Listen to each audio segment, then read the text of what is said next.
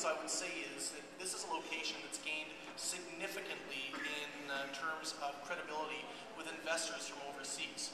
And if you had asked me about Colombia 2 or 3 years ago, and I just said you were Fruit Loops, that you were crazy, that this is not a place you go. But ladies and gentlemen, let me say, when you get there, seeing is believing. It's a tremendous market and a tremendous amount of work going on there. And if we take a look recently at the acquisition by Teleperformance of a Colombian-based contact center, that really bears out the fact that Colombia is a place that's being taken seriously in terms of offshore delivery. Some of the potential that they've got is in terms of the U.S. bilingual market as well as into Spain. And this is due to a large part to the fact that the Spanish that's spoken there is accent neutral. It's very flat. In addition, the administration is very pro-business. There are very low labor rates. The cost of doing business in the contact center space in Colombia is really, really competitive. And that hasn't been lost on anyone, I think, looking at this location as a potential offshore play. Some of the obstacles we've got to mention on both sides.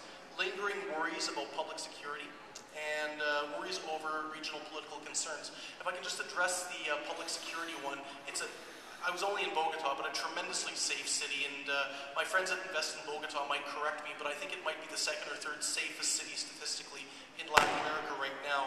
For the regional political concerns, I'm addressing certain heads of government who seem to saber rattle against the Colombians every few months. I won't name any names here, but I think we all know who I'm talking about. But suffice it to say, the Colombians aren't looking for trouble. And just to wrap it up very quickly, because I know Gonzalo has given me the 5-minute signal, so I'll be done in 4. Let me finish off here on the host country of Mexico. And anybody who knows me knows that I'm very enthusiastic about Mexico for offshore delivery. I always have been, even before I got the chance to visit here to take a look at what was happening in the industry. It's quite frankly seen as the service standard for U.S. nearshore delivery. If you're going to hold up a country to another country, you'll hold it up to Mexico if you're going to be talking about bilingual service delivery. The proximity is great.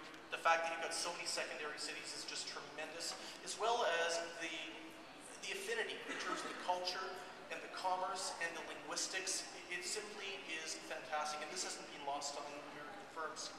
The fact that there's a very strong presence, and I think earlier today Mario Elia mentioned some of the companies that were based in Mexico and working here, just great. You know, it just speaks volumes to the fact that people in the United States have a lot of confidence in this. Concerns? There are some about transparency and improving the nature of transparency in Mexico in terms of doing business. The tightening labor pool as well. We hear this in a number of different cities. It's getting harder and harder to find the right type of agent. It's still available, but it's tougher to find them. And unfortunately, the perceptions that we have in Western markets of Mexico being a hotbed of crime due to some of the issues happening around the border right now. Now, anybody who visits Mexico knows that this is not speaking for the entire country. It's just for one part. But unfortunately, sometimes the media isn't that forgiving. So just to wrap up with a few conclusions.